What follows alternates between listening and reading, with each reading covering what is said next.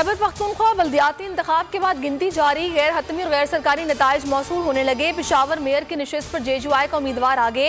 कोहाट में आज़ाद उम्मीदवार की जीत का इम्कान। सूबे में 2000 से ज्यादा उम्मीदवार बिला मुकाबला मुंतखब।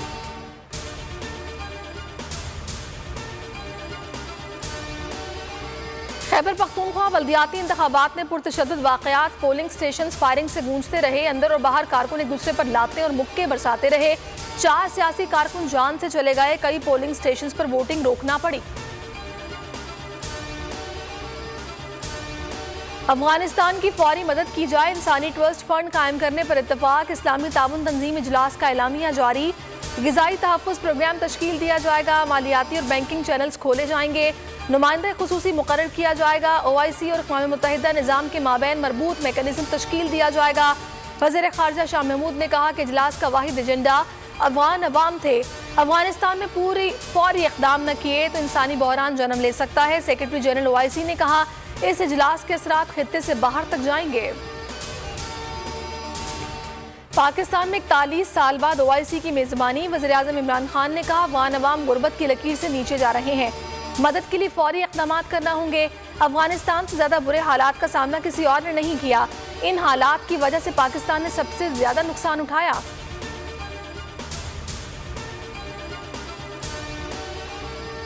Army chief general Qamar Javed Bajwa से सऊदी वज़ीर ख़ारजा की मुलाकात। आर्मी चीफ ने कहा OIC का इजलास अफगानिस्तान के लिए बहुत ज्यादा अहमियत का हामिल है। मुलाकात के दौरान सऊदी वफ़द ने अफगान सूरत हाल में पाकिस्तान के किरदार को सराहा।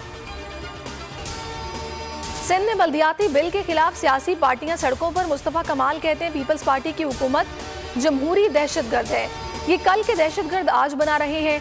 रियासत इनको रोके वरना मैं मजलूमों के साथ खड़ा हो जाऊंगा। अमीर जमात इस्लामी सिराजुल हक बोले सिंध में लोग भूख प्यास से मर रहे हैं। पाकिस्तान से रस चूस कर दुबई और अमेरिका में शहद जमा किया जा रहा है।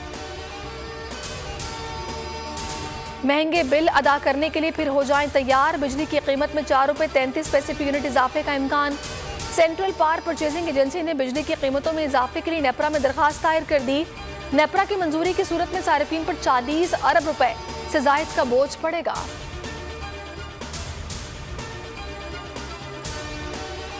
और नून लीग की तर्जुमान मरियम औरंगजेब कहती है इमरान खान ने मुल्क को दिवालिया कर दिया। नवाज शरीफ के हर मंसूबे को मुतनाज़ बनाया। इमरान खान 8 साल से शरीफ फैमिली फोबिया में मुब्तला है।